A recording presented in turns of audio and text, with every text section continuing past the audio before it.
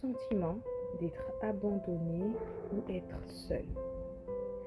La plupart du temps que Dieu veut te faire grandir en maturité, grandir en autonomie, grandir en confiance en soi et aussi grandir en capacité de pouvoir te concentrer, pas sur toi-même, mais à te connaître et à se concentrer sur lui, il va te faire avoir un sentiment d'être seul, d'être abandonné.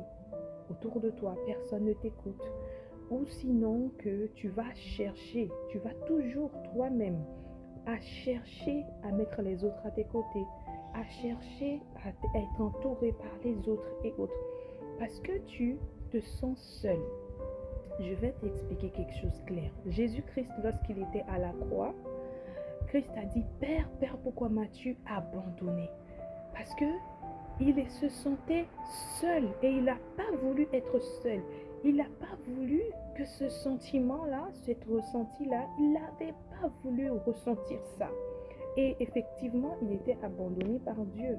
Mais dans le sens où Dieu ne l'avait pas laissé comme ça sur la croix, pas du tout. Il avait les yeux, les regards sur lui.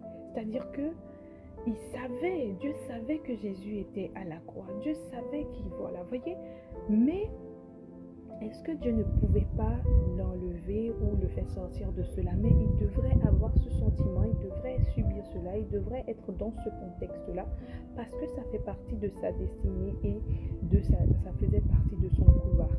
Maintenant, je vais prendre l'exemple de David, quelqu'un qui recherchait maintenant, quand il ressentait ce sentiment, David, lui, recherchait l'amour, mais l'amour de Saül, à un point où à chaque fois il s'approchait de Saül, mais Saül le faisait fuir. À chaque fois qu'il s'approchait de Saül, Saül le faisait fuir. Mais ce n'était pas Saül en soi, c'est parce que Dieu a voulu que David ait ce sentiment. Pourquoi? Pour une seule chose, pour que Dieu puisse l'enseigner et que Dieu puisse l'amener à le connaître plus, pour que David puisse s'approcher de Dieu de plus en plus afin de comprendre ce que Dieu voulait pour sa vie. Et dans ce moment, il y a beaucoup de personnes qui abandonnent et qui même renient Dieu et disent Dieu n'existe pas, ou dire des choses et vous allez loin de Dieu.